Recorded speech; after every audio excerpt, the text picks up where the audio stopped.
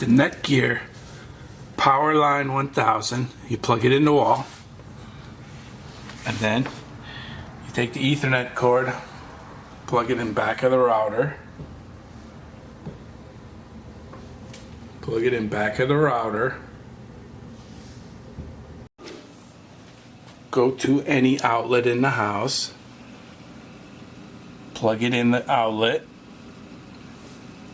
and then run your Ethernet cable to the back of your computer. And now you have internet. Now let's test the speed.